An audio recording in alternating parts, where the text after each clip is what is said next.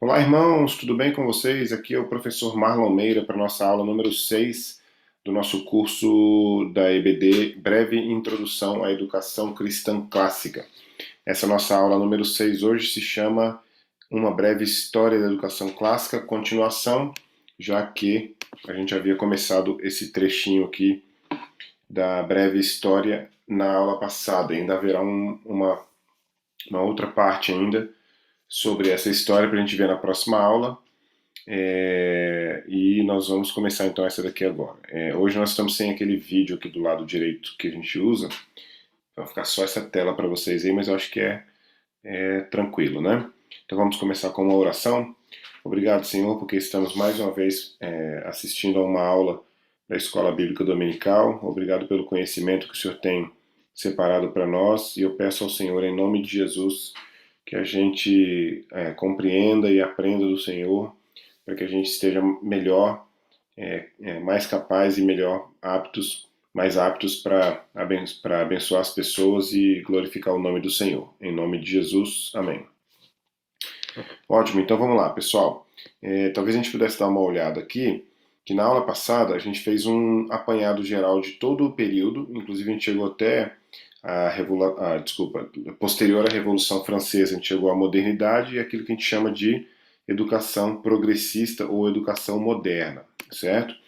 Hoje a gente volta com um pouco mais de detalhes, na verdade no mesmo panorama, mas com um pouco mais de detalhes, começando lá na educação grega mais uma vez. Então os gregos, eles criaram certos conceitos para nós, que nós temos até, quer dizer, para nós não, criaram para eles, né? Mas que foram legados, que foram deixados por eles e que a gente acabou herdando.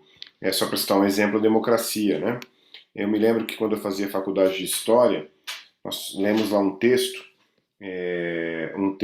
que, se eu não me engano, o título dele era Por que os gregos, ou uma coisa assim, né? Por que a Grécia?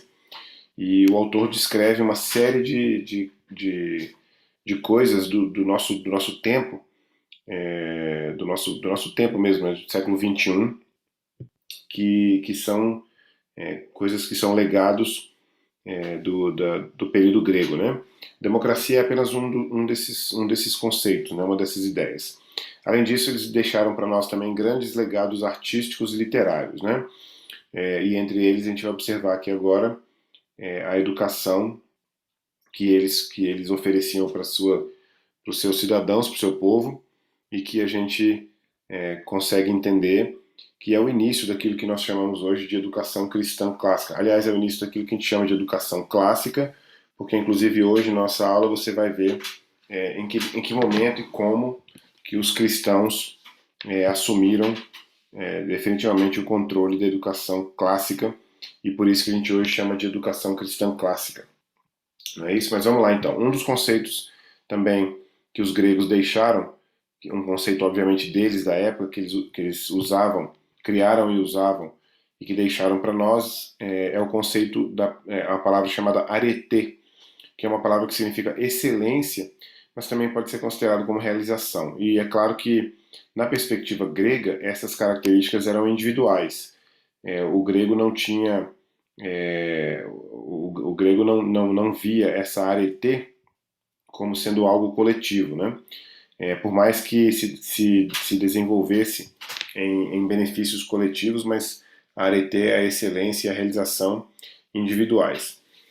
Dentro da perspectiva educacional dos gregos, as crianças começavam a ir para a escola com 7 anos de idade, e entre os 7 e os 14, essas crianças frequentavam todos esses termos aqui são termos latinos, mas a gente tem os seus equivalentes lá em grego, né? Inclusive porque eu estou seguindo a orientação do nosso livro lá que nós usamos. E aliás, eu quero já lembrar você que aqui abaixo na descrição desse vídeo há o link para o texto dessa aula de hoje, né? Então, dos 7 aos 14 anos, as crianças frequentavam a palestra onde eles aprendiam a lutar, entre outros aprendizados que levavam em consideração a saúde física, o corpo, né, o treinamento do corpo mesmo. Havia também uma escola de música, onde eles aprendiam leitura, recitação, escrita, aritmética e também a tocar lira, ou tocar um instrumento, mas no caso a lira especificamente, e a cantar também. É bom lembrar que o termo música para os gregos não tinha a mesma conotação que há para nós hoje, né? Inclusive porque, eu não sei se você já teve essa experiência, se você já leu o poema, você com certeza já teve essa experiência, mas é possível que isso aconteça inclusive em alguns textos, como é que chama quando não é poema, poesia, em prosa, né? Eu me lembro de ter lido, por exemplo, um texto do Mia Couto, do autor moçambicano, e eu me lembro de ter percebido, talvez pela forma que eu estava lendo, né, ter percebido uma espécie de musicalização na própria leitura. Claro que não havia, né, nenhuma melodia e tal, mas à medida que você vai lendo, o autor coloca o texto de uma forma tão cuidadosa, e aí sim, aí a palavra tempo é uma palavra musical, né? Que você consegue observar que praticamente o texto é musicado, né? Poesia, sem dúvida, é assim. Poesia ela é cantada, né? Aliás, o Homero, que nós vamos inclusive citar daqui a pouco, era se não me engano, o nome era Bardo. Deixa eu só achar esse nome aqui, porque esse nome é importante. Não sei se era Bardo ou Bardo. Bardo Homero. Não me lembro agora se é isso mesmo.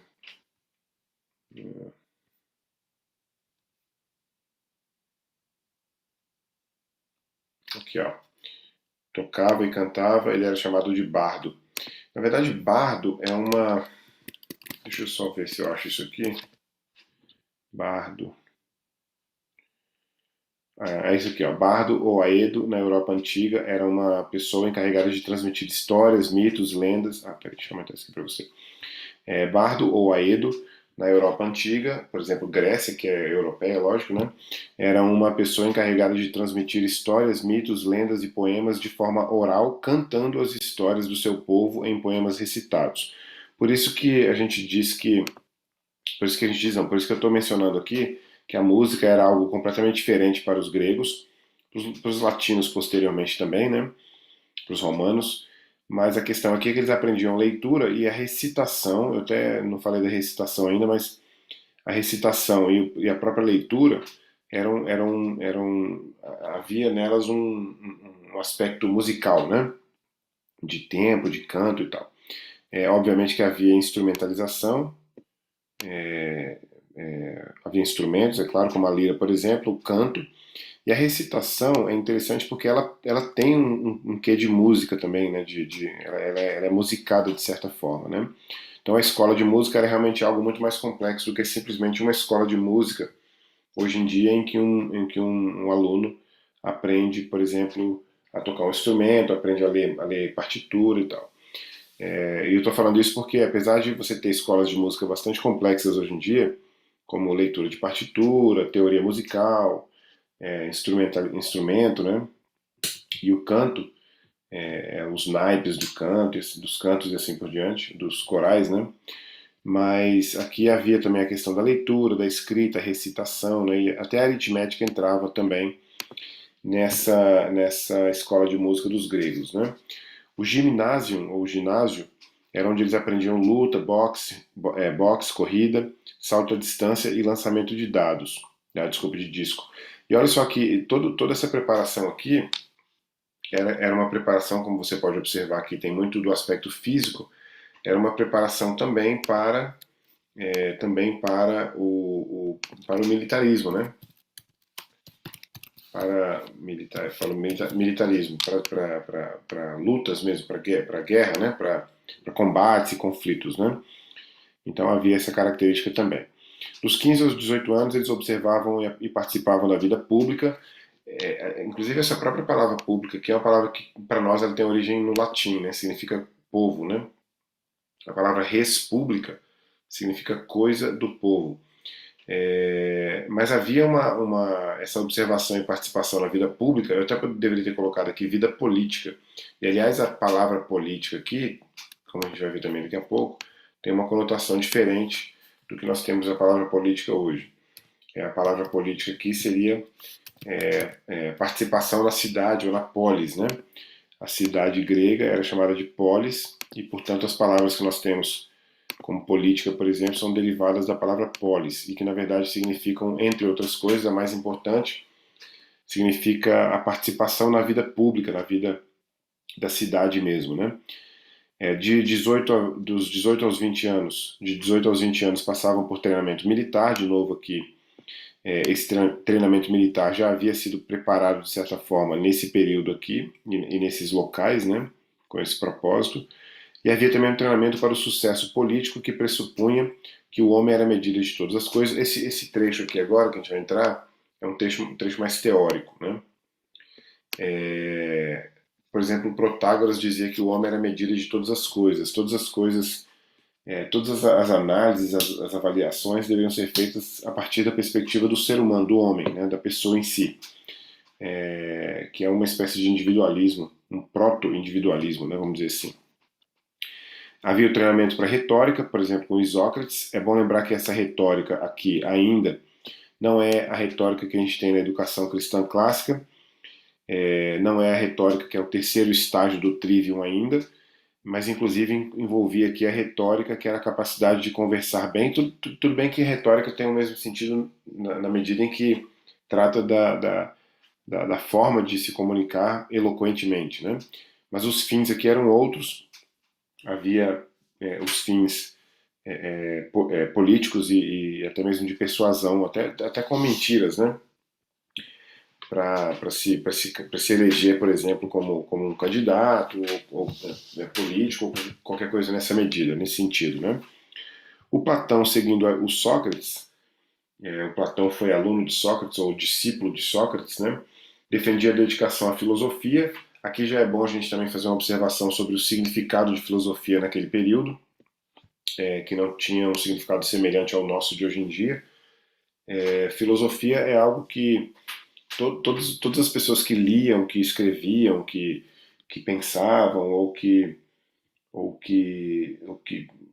procuravam conhecimento das coisas eram considerados filósofos no sentido de que filosofia significa o amante do conhecimento, né? Philo seria amante e sofia seria o conhecimento, né?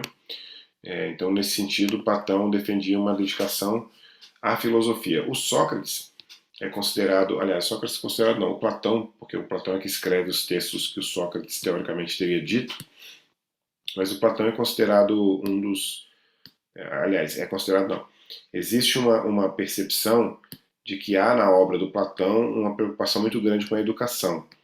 É um dos textos clássicos sobre a educação, apesar de ser bastante circunstancial na minha opinião, eu já li o texto, é a Apologia de Sócrates, onde o Sócrates está conversando com, acho que é o Criton, não sei se eu não me engano, e ele, num diálogo, ele defende, eles tratam ali de quem deveria educar o cidadão grego, né, e assim por diante. Então tem um aspecto de educação também. Mas o propósito da filosofia naquele tempo, naquele período, naquela época, era descobrir a verdade, a bondade e a justiça. Aliás, não sei se você sabe, mas o livro do Platão, provavelmente o mais conhecido, provavelmente o mais importante, que é a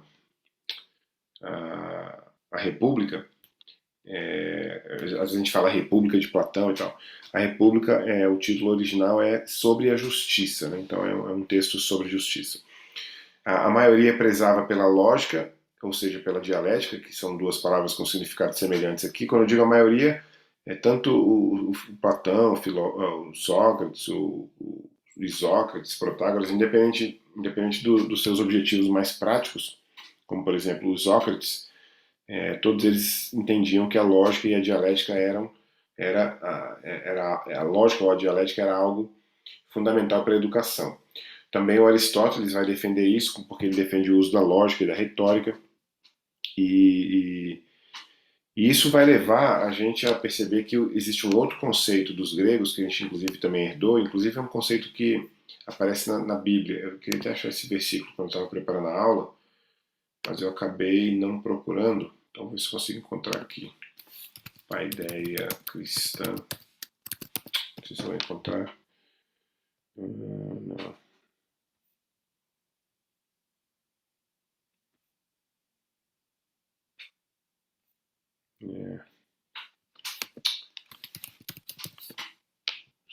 é um texto mais ou menos que diz, ixi, aí, Paulo Freire, é um texto que dizia, um texto de Paulo que dizia que os pais devem educar seus filhos na paideia cristã, na paideia, não sei se era, não era paideia cristã. Os pais devem, aqui ó, achei. Os pais devem admoestar, deixa eu ver se eu acho aqui.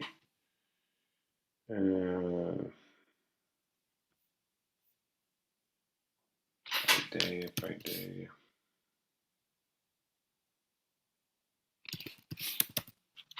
Último passo da educação. Aqui, ó. Acho que é esse aqui, Efésios 6:4. Criai-os na disciplina do Senhor. Acho que é na paideia do Senhor, que é o grego original. Paulo está nos dando o caminho para a criação de filhos virtuosos. Paideia ao mesmo tempo. É exatamente isso, ó. Paideia. Paulo está nos dando o caminho para a criação de filhos virtuosos. Paideia é o mesmo termo que ele usa em Efésios 6. Criai-os na disciplina, ou seja, na paideia do Senhor. Então, um outro conceito que é caro para os gregos e que acabou ficando para nós também é o conceito da paideia. Então, dos gregos herdamos o conceito de paideia, a ideia de que o homem deve ser trabalhado como uma obra de arte sob padrões de excelência, e volto aqui no conceito de arete. Né? A educação era a formação do homem e não o treinamento vocacional. Isso aqui é uma diferença fácil de perceber na educação cristã clássica, mesmo essa educação que está sendo resgatada hoje em dia, nos últimos talvez 40, 50 anos nos Estados Unidos e agora no Brasil também,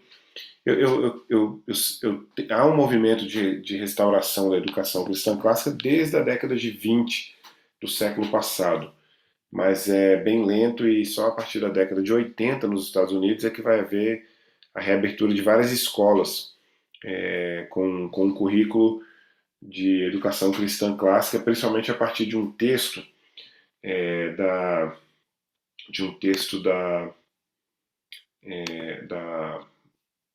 Dorothy Sayers, que é um texto que propõe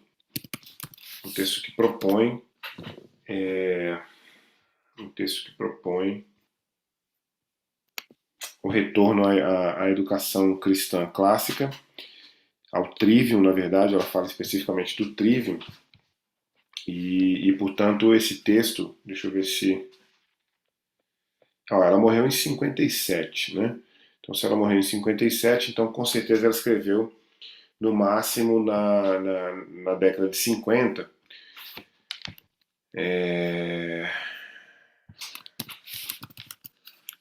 Aqui nem tem ferramentas, tem não. Ferramentas perdidas da educação. Ela escreve, com certeza, pelo menos na década de 50. Deixa eu ver se tem aqui alguma observação do período que foi escrito. Bom, seja como for, o que acontece é que nos Estados Unidos tem havido um retorno, uma renovação da educação cristã clássica a partir desse texto da Sayers, que é um texto curto, inclusive eu sugiro que você leia, está ele em português aqui. Tá aqui, ó, monergismo.com, textos. Vou colocar esse link lá no nosso PDF. Dá uma lida nesse texto, depois ele é curto, é bacana, vale a pena conhecer um texto que retomou a educação cristã clássica como projeto de fato mesmo nos Estados Unidos e agora no Brasil também. Bem, os romanos então. Saímos dos gregos e passamos para os romanos. Seguiram os padrões gregos com alterações. Gramática, lógica e retórica começaram com os gregos e foram continuadas pelos romanos. Você pode ver que a educação clássica, ela começa aí, por exemplo, pelo menos arredondando, em 400 a.C. e teria, por exemplo, aí pelo menos 2.400 anos de existência, mas há muitas variações entre esse período todo, né? A gente falou isso em algumas aulas atrás. Então, aos 7 anos iniciavam os estudos com o literator. O literator ia ensinar a criança a ler, a escrever. Posteriormente, o gramáticos que ensinava não apenas a estrutura do latim, mas também literatura e poesia. Porque hoje em dia a gente tem uma ideia, inclusive um dos conceitos de educação cristã clássica que acabou sendo muito modificado com o tempo, é o conceito de gramática, né? Porque a gente tende a pensar, eu, por exemplo, tinha isso em mente com muita força, a tendência de pensar que a palavra gramática tem a ver apenas com a estrutura da frase, né? Do texto em si, né? Então, por isso que, inclusive, os alunos, eu, por exemplo, era uma exceção, porque eu era muito bom em português e gostava de estudar português na escola. Mas os alunos não gostam de gramática, não gostam daquelas aulas de análise sintática, né? Mas gramática não é só isso, né? Gramática também é literatura, é poesia. Gramática é comunicação em geral. Gramática, na verdade, a gente chama no Trivium, a gramática é das bases do conhecimento para qualquer coisa. E é claro que no caso da língua, a gramática é a base mesmo para o desenvolvimento da língua, né? Mas você pode falar, por exemplo, da gramática da história, né? Aliás, tem um livro agora sendo lançado pelo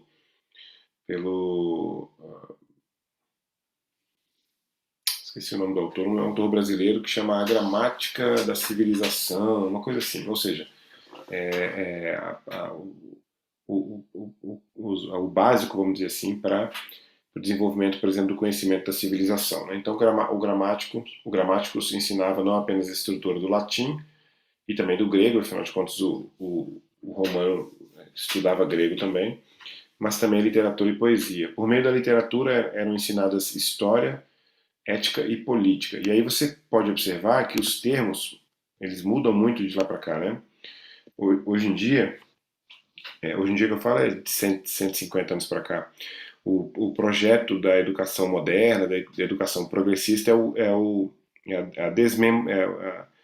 a fragmentação dos conteúdos, né? Tudo é estudado, por exemplo, por que você acha que existe uma faculdade para estudar? Por que você acha que existem tantas faculdades de engenharia, né? Engenharia de alimentos até existe. Ou seja, porque a intenção é fragmentar ao máximo o conhecimento e segundo a perspectiva da educação cristã clássica, quanto mais fragmentação, menos associação entre as coisas, né? Então, obviamente, isso não é bom. Então, por meio da literatura, você aprende história, ética, política, né? É como se você tivesse uma matéria na escola chamada literatura e nessa matéria você estudasse história, ética e política, né? Depois, os estudos de escrita em preparação para a retórica. A retórica sempre é aquela ferramenta, né, as ferramentas para o bem falar, né, para falar bem, eloquentemente. Estudavam Homero, por exemplo, a Ilíada e a Odisseia, que era um modelo de excelência para a língua, para a virtude e para a sabedoria. E estudavam também o Virgílio, que é uma espécie de Homero romano, né? Que escreveu esse livro chamado Eneida, que é um livro fundador, um épico, né? Fundador da civilização romana, assim como a Ilíada é o épico fundador da civilização grega, né?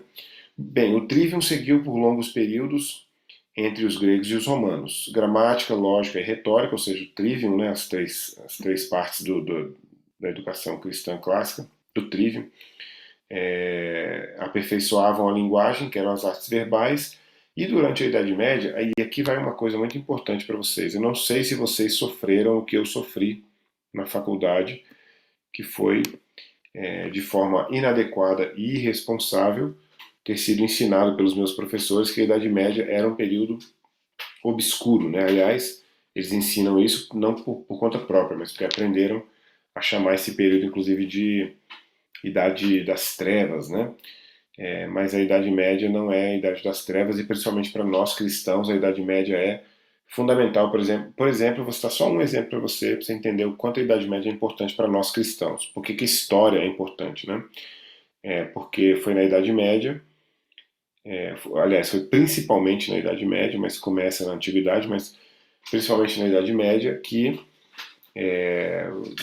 as doutrinas mais importantes que nós hoje cremos e seguimos foram desenvolvidas por pensadores cristãos durante a Idade Média, né? A partir do Agostinho, principalmente, ou na verdade o Agostinho é um divisor de águas, né? Mas o Agostinho está lá no século IV, V, e de lá para cá todas as doutrinas que nós reconhecemos como corretas foram desenvolvidas na Idade Média, né? Então, durante a Idade Média, 4 artes quantitativas, como a gente viu em alguma aula anterior, que é o quadrivium, foram acrescentadas: geometria, astronomia, música e aritmética.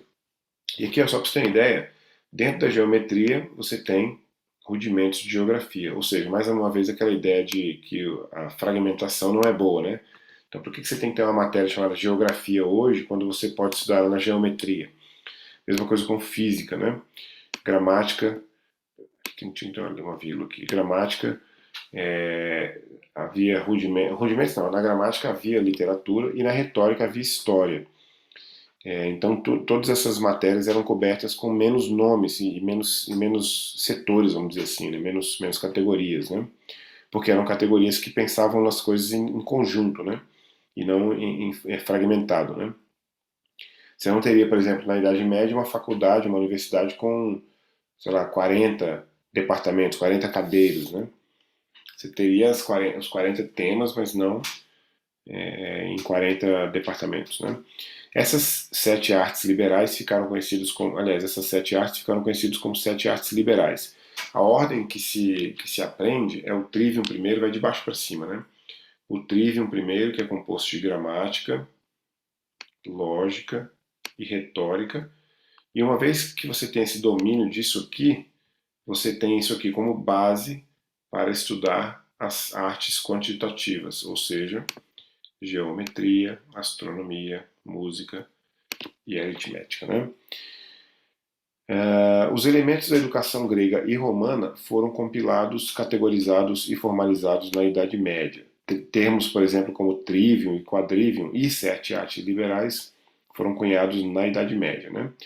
Os cristãos, obviamente, adotaram de forma universal esse modelo clássico e acrescentaram a ele a teologia, que era já na época conhecida como a coroa das disciplinas ou a rainha das ciências, né?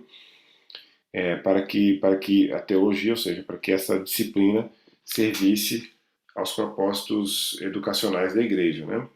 Durante a Idade Média surgiram as universidades, ou seja, se a Idade Média fosse tão ruim assim, algo como as universidades não poderia ter surgido, né? E aliás, eu quero dizer para você que você deveria ler um livro. Não é um livro muito fácil de ler, não, mas se você estiver interessado em leitura, acho que é esse aqui o nome dele: A Ideia da Universidade.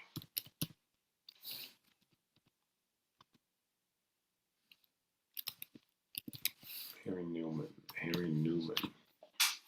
A Ideia de Universidade. Esse livro aqui, ó. A Ideia de uma Universidade. Olha, não sabia que tinha essa edição nova lançada, não. Inclusive pela Eclésia, que é uma editora bastante importante hoje em dia. Esse livro aqui, ele vai dizer para você o que é uma universidade de verdade, não isso que a gente tem hoje em dia, né? Então, por isso que eu estou falando que algo como universidade surgindo na Idade Média já indica que a Idade Média não era exatamente uma época tão de trevas assim, né? Mas foi na Idade Média que surgiram as universidades e foi lá que o quadrivium se tornou independente no sentido de que agora você teria, estou colocando entre aspas aqui, por exemplo, cinco departamentos numa universidade medieval. Você tinha os departamentos do trivium, do quadrivium e mais a teologia, né? Só que, na verdade, você acrescenta-se também o direito e a medicina. E aí você teria direito e medicina, o quadrivium, ou seja, 6, né? E também a teologia, né? Catedrais e mosteiros. Por que eu coloquei isso aqui? Porque o ensino da educação cristã era feito principalmente em catedrais e mosteiros. Aliás, os mosteiros foram redutos, vamos dizer assim, das mentes mais importantes da Idade Média. Vou citar só uma. O Tomás de Aquino, por exemplo, era um monge, né? Ou seja, a palavra monge aqui é aquele que está ligado a um mosteiro, né? Então, Tomás de Aquino, que é uma figura importante no pensamento cristão, vem dessa tradição, né? Aqui a gente já sai da Idade Média e entra no Renascimento. No Renascimento, manuscritos antigos foram trazidos à luz, saídos dos mosteiros e catedrais. Aqui a ideia é de que os mosteiros e as catedrais acabavam retendo esses textos. Eu não poderia dizer que necessariamente era de propósito, mas de qualquer forma ficavam retidos ali. E foram sendo redescobertos e trazidos à luz, vamos dizer assim, para fora desses mosteiros no período do Renascimento. Martinho Lutero e João Calvino, que a gente já entra na Reforma, iniciaram escolas e nelas estudavam os clássicos. O, os reformadores entendiam que o estudo dos clássicos pelos clássicos era incoerente com o cristão. E nesse sentido eu queria fazer uma citação aqui, uma menção de um curso que tem nos Estados Unidos. Eu sei que talvez você não vá fazer. Na verdade não é um curso, é uma coleção de livros e DVDs com as aulas, né? Chamado Old Western Culture, que é a cultura do Ocidente Antigo, e que o professor principal lá, ele fala uma coisa sensacional numa das primeiras aulas, que ele diz assim que o cristão não estuda os clássicos para encontrar a verdade nos clássicos, né? Ele estuda os clássicos ele estuda a Bíblia e usa a Bíblia como uma espécie de lente, vamos dizer assim, através da qual ele vai verificar os clássicos e reconhecer nos clássicos a verdade que ele encontra na Bíblia como fonte da verdade, né? Então você não estuda os clássicos para encontrar a verdade. E era essa uma perspectiva do Renascimento, inclusive de muitos cristãos, né? Inclusive papas, né? Nesse sentido, o Lutero e o Calvino vão ter uma espécie, aliás, os reformadores em geral vão ter uma espécie de como é que eu posso colocar aqui? Uma espécie de rejeição, uma proporção de rejeição a esses clássicos, mas na verdade não os clássicos em si, mas a maneira como os clássicos eram estudados pelos renascentistas, né? E por isso eles tinham um cuidado na seleção do que era bom entre esses clássicos, né? O Lutero e demais reformadores acrescentaram o hebraico à tradição dos estudos do grego e do latim. O latim e o grego ainda eram línguas faladas, o grego é até hoje, claro, mas mesmo assim ainda eram estudados com, com, com atenção iguais à história toda da língua, das duas línguas, né? E o hebraico acabou sendo acrescentado. Na verdade, quando eu coloquei Lutero e demais reformadores, havia reformadores, inclusive católicos, dentro do movimento de reforma católica. Eu esqueci o nome agora dele, estou com o nome na ponta da língua. Da universidade, a pessoa que fundou a Universidade de Alcalá. Se a gente colocar aqui Universidade de Alcalá, é capaz de a gente.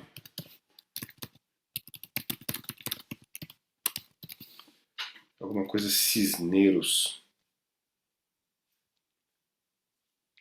Em espanhol aqui.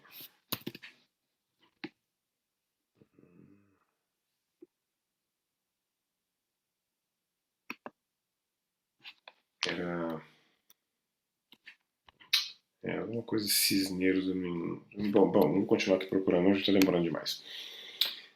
Mas ele já acrescentava também o hebraico, inclusive na sua tradução da. Ah, tá, lembrei agora. Complutense.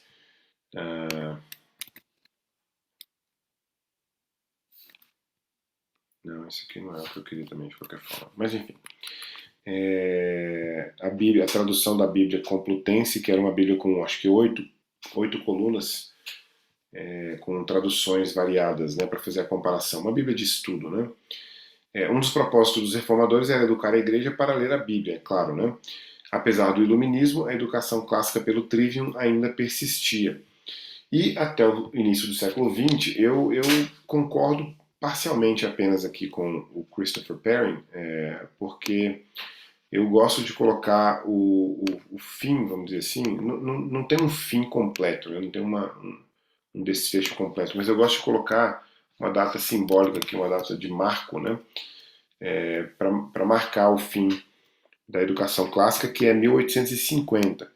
Ou seja, a segunda metade do século XIX já não havia educação cristã clássica com o trivium.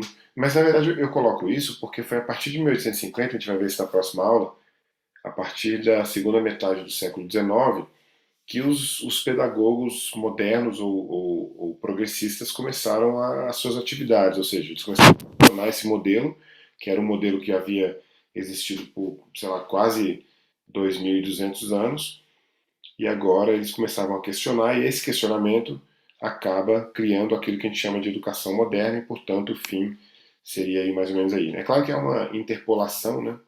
Não acaba num dia específico e começa a outra educação no outro, né? Mas essa data aqui também, de qualquer forma, pode ser aceitável. É, então, até o início do século XX ainda era possível ver resquícios da educação clássica. Mas aí a pergunta de reflexão que fica para a próxima aula para você é a seguinte: por que essa tradição tão longa parece ser tão nova hoje? Ou seja, por que que a gente fala sobre educação cristã clássica e as pessoas não sabem o que é, as pessoas acham que é uma novidade, as pessoas acham que é uma invenção, né? As pessoas pensam que é algo que a gente está criando agora, que é algo que um grupo de pessoas criou ali há pouco tempo atrás e tal, né, que a gente está tentando implantar em alguns lugares. Por que, que essa tradição de 2.200, 2000, de pelo menos 2.200 anos desaparece, né, vamos dizer assim, desaparece, e precisa ser resgatada e a gente precisa explicar a história para dizer que isso não é novo. Né? Por que isso? Pensa nisso para a próxima aula e aí a gente responde na próxima aula e já continua para concluir essa história, breve história da educação clássica nessas 3 aulas, tá certo? Então vamos orar? Obrigado, Senhor, porque encerramos mais uma aula da nossa classe breve Introdução à Educação Cristã Clássica.